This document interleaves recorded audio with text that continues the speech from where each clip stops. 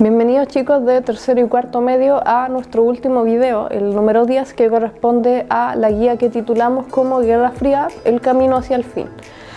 Como objetivo para esta guía vamos a analizar los conflictos internos y acontecimientos políticos y diplomáticos en ambas superpotencias, en Estados Unidos y la Unión Soviética, y los hechos que van a conducir al fin de la Guerra Fría, que van a ser la caída del muro de Berlín y la disolución de la Unión Soviética. Entonces, antes de entrar al camino hacia el fin, vamos a ver un poco el durante, qué es lo que sucede en cada bloque. Vamos a comenzar con el bloque occidental, en donde vamos a tener una serie de movimientos sociales que van a tener como en común la necesidad de la ampliación de derechos y la demanda por ciertos cambios en el aspecto social dentro de este bloque, principalmente en Estados Unidos, pero también son movimientos que se repiten en otras partes del mundo que corresponden al bloque occidental.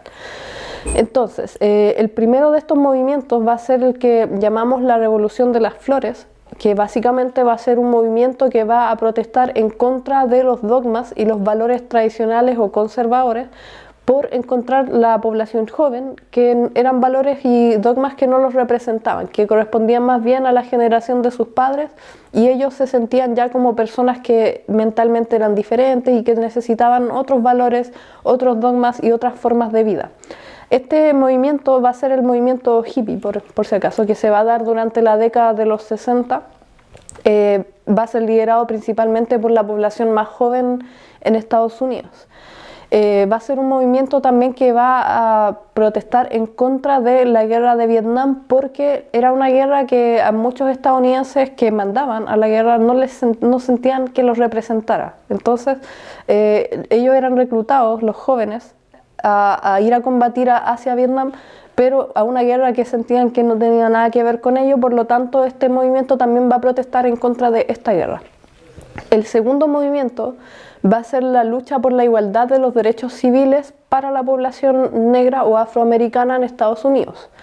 Tiene como contexto la existencia de las leyes de Jim Crow, que son leyes que generan una segregación en Estados Unidos. ¿A qué me refiero con eso? A que la población blanca y la población negra van a estar socialmente separadas en todos los ámbitos de la vida pública. Por ejemplo, una persona afroamericana no puede ir a un baño que es ocupado por personas blancas, por lo tanto las personas afroamericanas o negras van a tener un baño aparte de los blancos. Tampoco pueden subirse al mismo autobús, no pueden ir a la misma escuela, van a vivir en poblaciones separadas, porque por ley estaba prohibido que se mezclaran los blancos y los negros. Aparte de esto, la población negra tampoco tenía derecho a voto. Por lo tanto, son todas estas cosas el foco de protesta al que atacaba este movimiento, que va a ser encabezado por la figura de Martin Luther King.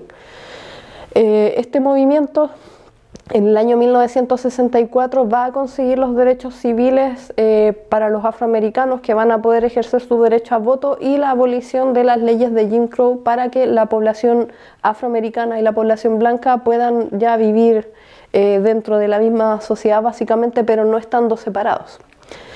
El tercer movimiento va a ser el de mayo del 68, como se denomina, que es un movimiento que se inicia en Francia, pero que se expande por varios países del bloque occidental, incluyendo a Chile y también Estados Unidos. Básicamente es un movimiento que demanda una reforma de modernización universitaria en cuanto a los planes y programas que tenían las carreras que se estudiaban en las universidades, que los jóvenes también encontraban que eran de un aspecto muy tradicional y muy poco coherente con la realidad actual. Por lo tanto, se buscaba una modernización de eso y además la obtención de relaciones más horizontales entre el cuerpo docente y el cuerpo estudiantil. El último movimiento social de este bloque va a ser la liberación femenina, como se denomina, que es básicamente un movimiento feminista que buscaba demandas por la igualdad de derechos en la sociedad. También exigía la legalización del aborto. Básicamente es un movimiento que es un poco influenciado por la existencia ahora de la píldora anticonceptiva, que era relativamente nueva en este periodo y que permite a la mujer mantener un cierto control ya sobre la natalidad, y con eso su rol tradicional de ser mujer de casa criando a hijos y encargándose de las labores del hogar va a ir cambiando y va a entrar en el mundo laboral también. Entonces este movimiento exigía mayor igualdad de derechos. Ahora, en el otro bloque, en el bloque oriental encabezado por Rusia, vamos a tener una serie de conflictos internos también entre los países de Europa oriental, básicamente. Obviamente dentro de la Unión Soviética también van a haber algunos conflictos. El antecedente de todos estos conflictos va a ser uno solo, que va a ser el Pacto de Varsovia. El Pacto de Varsovia es un tratado que firman los países de la Unión Soviética con los países de la Europa Oriental en 1955, con el cual básicamente firmaban un pacto de alianza. Todos estos países van a ser aliados, pero en la práctica van a ser países que van a estar muy sometidos al mandato de Rusia. Por lo tanto, no había una igualdad de relaciones dentro de esta alianza, simplemente eran países sometidos a Rusia y que obviamente tenían que haber adoptado el sistema comunista como requisito para poder pertenecer a este bloque. Entonces vamos a tener varios intentos, como conflictos internos, digo, tenemos 4 movimientos que buscaban básicamente abandonar el Pacto de Varsovia como denominador común para cada uno. Entonces tenemos 4 casos distintos. Tenemos la Yugoslavia de Tito, que va a ser el país de Yugoslavia, que ya no existe, por cierto, porque después de la Guerra Fría se va a fragmentar en 6 países, que básicamente va a ser una revolución del pueblo yugoslavo encabezado por su general Josip Broz Tito, que es un mariscal de campo, un militar. Querían mantener el sistema comunista pero hacerle algunos cambios, y querían seguir siendo comunistas pero lejos de la Unión Soviética. No querían nada que ver con la Unión Soviética o con Rusia, sino que simplemente querían ser un país comunista pero más independiente. Hábilmente en Yugoslavia se logra mantener la política al margen de la Unión Soviética, e incluso después se adhieren al movimiento de países no aliados, que son países que no optan por ninguna de las dos vías, sino que son más neutrales en la Guerra Fría. Luego tenemos la Revolución Húngara, en donde va a haber una demanda del pueblo húngaro por una mayor democratización del país y el abandono del sistema comunista, para buscar un sistema que le beneficie más al país y que se adapte mejor a su realidad. Básicamente también exigen abandonar el Pacto de Varsovia, pero va a ser una revolución duramente reprimida por parte de los militares de la Unión Soviética, quienes mandan a ejército con tanques, soldados, a reprimir esta revolución, y es una revolución que fracasa, no consigue su cometido, y Hungría permanece bajo el alero de Rusia y adhería también al Pacto de Varsovia. Luego tenemos el tercer caso, que es la semidisidencia de Rumania, que era un país que tenía un desarrollo económico bastante pobre, y que exigía también una mayor independencia justamente para poder desarrollar un poco más su economía. ¿Por qué? Porque los planes quinquenales de la Unión Soviética no respondían muy bien a la realidad de Rumania, y era un país que estaba un poco atascado en lo económico y que no podía desarrollarse. Entonces también es un movimiento no revolucionario, pero de parte de los políticos, utilizando simplemente la diplomacia, logran mantenerse al margen de ciertos postulados del Pacto de Varsovia. Así que hábilmente también se mantienen un poco al margen, sin mayores represiones. Luego tenemos la denominada Primavera de Praga en Checoslovaquia, también país que ya no existe porque se divide después de la Guerra Fría en República Checa y Eslovaquia, que también va a exigir una mayor democratización y independencia para este país, para Checoslovaquia, lo que va a implicar obviamente dejar de lado el Pacto de Varsovia. Van a también ser duramente reprimidos, al igual que Hungría, por los militares rusos. Por lo tanto es un país que no logra su cometido. Entonces tenemos 2 casos, el de Yugoslavia y el de Rumania, que sí logran mantenerse al margen de la Unión Soviética, pero tenemos el caso de Checoslovaquia y de Hungría, que fracasan en este cometido. Ahora, todo esto se va a producir entre los años 50, 60, hacia fines de los 60, pero vamos a avanzar un poquito, vamos a dar un salto a la década de los 80 para entender un poco cómo es el proceso bajo el cual finaliza el periodo de la Guerra Fría. También suceden cosas importantes en ambos bloques, en Occidente y en Oriente. En el caso de Occidente, en Estados Unidos va a producirse la llamada era de Reagan, Ronald Reagan, que era el presidente de Estados Unidos durante toda la década del 80, que en sus inicios como presidente se va a mostrar muy hostil hacia el mundo comunista, apuntándolos así como que eran muy peligrosos, que eran personas en las que no se podía confiar. Por lo tanto, él dice que la única forma de estar a salvo el bloque occidental de los comunistas del bloque oriental era desarrollar más allá la política nuclear para crear mayor armamento militar, bombas nucleares de mayor alcance, comprarlas y desarrollarlas también. Tenía un discurso bélico muy hostil, muy peligroso también porque obviamente generaba cierto recelo también en su opositor ruso, en el mundo, en todo el bloque oriental, su discurso muy anticomunista y muy violento también. Entonces van a producirse varios movimientos, tanto en Estados Unidos como en varias partes de Europa, de personas que decían que Ronald Reagan tenía que un poco bajarle los cambios porque estaba poniendo al mundo en peligro. Con este discurso y llamado a desarrollar la bomba atómica, obviamente acercaba a las dos superpotencias a una nueva guerra, cosa que se venía evitando hace bastantes años. Entonces, como consecuencia de esto, Ronald Reagan va a su segundo periodo a bajarle un poco el tono a su discurso, que ya no va a ser tan bélico y que va a buscar ser un poco más conciliador. Esto va a coincidir con lo que sucede en el bloque oriental, con un tiempo ahí perfecto básicamente, porque en el bloque oriental, en Rusia, va a asumir Mikhail Gorbachev, que murió de hecho hace un par de semanas atrás, quien va a ser una figura muy importante para el fin de la Guerra Fría.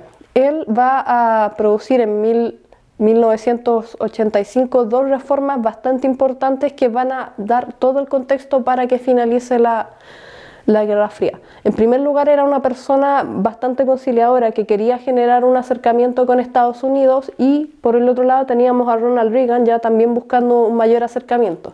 Por lo tanto, este acercamiento se produce, se visitan, incluso Ronald Reagan visita Moscú, Rusia, que era algo que no sucedía hace bastantes años, por lo tanto era un pase bastante importante en la relación de ambos países. Ahora, en cuanto a estas reformas, son la perestroika y la glasnost. La perestroika, por una parte, va a ser una reforma económica que va a buscar abrir un poquito el sistema económico de estos países comunistas para permitir un mayor acercamiento con Occidente, debido a que su sistema ya no estaba dando mucho abasto, ya no estaba funcionando muy bien y requería urgente una reforma si es que querían seguir con vida. Esa es la perestroika, es una reforma económica que buscó la mayor apertura del sistema económico comunista en el bloque oriental. Por otra parte, la glasnost, que va a ser una de las más importantes porque va a encaminar el desenlace de esta Guerra Fría, la glasnost va a ser de carácter político, que va a permitir un poco más de libertad a las repúblicas socialistas aliadas de Rusia en la Guerra Fría, pero además también va a levantar la censura a los medios de comunicación. Por lo tanto, ya los medios de comunicación podían ser un poco más sinceros con respecto a qué es lo que pasaba, cosa que antes estaba prohibida por la censura. Entonces, van a producirse después de estos dos hitos importantes que marcan el fin de la Guerra Fría. El primero va a ser la caída del muro de Berlín en 1989, en donde en Alemania Oriental, producto de esta reforma de la glasnost, se exigía un cambio en las medidas en la Alemania Oriental, básicamente para que pudiera conectarse un poco más con la Alemania Occidental. Una de esas era que recordemos que el muro se había levantado para evitar que la gente de Berlín Oriental pudiera pasar a Berlín Occidental. Entonces una de las demandas era justamente que se abriera el muro para que la gente pudiera moverse de un lado a otro en libertad. Un día un funcionario alemán de la Alemania Oriental decide que eso va a suceder, va a generar todas las políticas necesarias para permitir la libre circulación de un Berlín a otro, y lo anuncia en una conferencia de prensa. Sin embargo, él se equivoca y dice que esto va a ser instantáneo, va a ser ahora, pero no estaban las políticas listas. Entonces él se equivoca en eso, pero como consecuencia de esa equivocación, el 9 de noviembre de 1989 los alemanes se dirigen al muro de Berlín y básicamente todos en sintonía empiezan a derribarlo. Y con esto ya se encamina a la unión de Alemania ya en un solo país y no dos repúblicas alemanas. Luego, en 1991, el hito final que marca la Guerra Fría va a ser la disolución de la Unión Soviética. Las reformas de Gorbachev, recordemos, la glasnost, permitían una mayor libertad política a las repúblicas socialistas. Entonces, después de que se decretara esa reforma, las repúblicas socialistas estaban exigiendo esa mayor libertad y van a haber también ciertos movimientos que lo exigían, finalizando un 31 de diciembre con la independencia de las repúblicas socialistas, y con eso ya se disuelve la Unión Soviética y con esto desaparece una de las superpotencias que se enfrentaban en la Guerra Fría, que eran Estados Unidos y la Unión Soviética. Ya no está la Unión Soviética, por lo tanto este hito va a ser interpretado como el fin de la Guerra Fría y el triunfo de Estados Unidos al desaparecer la Unión Soviética. Rusia obviamente y todas las repúblicas soviéticas siguen existiendo, pero como países independientes ya distintos, y van a comenzar a abandonar el sistema comunista después de la disolución. Ahora, para finalizar, unas consecuencias de la Guerra Fría, el armamento nuclear lo tenemos todavía, es una consecuencia que queda. El peligro básicamente de una tercera guerra mundial que básicamente consistiría en ocupar estas bombas nucleares. Luego tenemos el alzamiento de Estados Unidos como potencia mundial, pero también tenemos a Rusia todavía, que es un país bastante poderoso, y tenemos actualmente la aparición de China como una superpotencia a nivel mundial. La tercera va a ser el fin del comunismo, que es algo que se discute entre algunos historiadores que interpretan el fin de la Guerra Fría y el triunfo de Estados Unidos como el comunismo como un sistema fallido. Ahí hay varias interpretaciones que obviamente hace cada historiador desde su perspectiva. Y la número 4 va a ser la globalización. Durante la Guerra Fría teníamos al mundo separado en dos polos, pero con el fin de la Guerra Fría ya se globaliza el mundo y van a quedar conectados todos los países. A nivel económico, político también van a haber varias relaciones entre todos los países del mundo, y esto lo podemos ver de forma clara porque hay algunos países en los que sucede un conflicto que va a afectar al mundo entero. Por ejemplo, la guerra entre Rusia y Ucrania que se está desarrollando actualmente es algo que genera un problema económico y que nosotros sentimos las consecuencias desde Chile. Entonces eso es producto de la globalización, porque estamos todos los países conectados básicamente de una u otra forma. Entonces tenemos como actividades para esta guía 4 ítems. El número 1 va a ser de términos pareados, donde tenemos 10 conceptos, 10 definiciones, y ahí ustedes tienen que ver a qué concepto corresponde cada definición. Luego tenemos el ítem de verdadero y falso con 10 afirmaciones y ustedes señalan cuál es verdadera, cuál es falsa, y en el caso de las falsas recuerden justificar, explicar por qué es falsa. Tenemos dos textos en el ítem número 3 de análisis de fuente. El primero va a ser sobre Martin Luther King y la lucha por los derechos civiles que les mencionaba en un inicio, y 2 preguntas para eso. Y luego tenemos un segundo texto que habla sobre las reformas de Gorbachov, que básicamente originan la disolución de la Unión Soviética, y también 2 preguntas para eso. El último ítem de análisis de fuente visual es una imagen que simboliza la caída del muro de Berlín, y también hay una pregunta de reflexión en cuanto a las banderas que aparecen en esta caricatura. Si tienen cualquier pregunta o duda que quieran consultar, recuerden escribirle a sus profesores en horario de tutoría, y nosotros ya no nos vemos más porque este es el último video. Así que me despido y que tengan mucho éxito en este fin de año.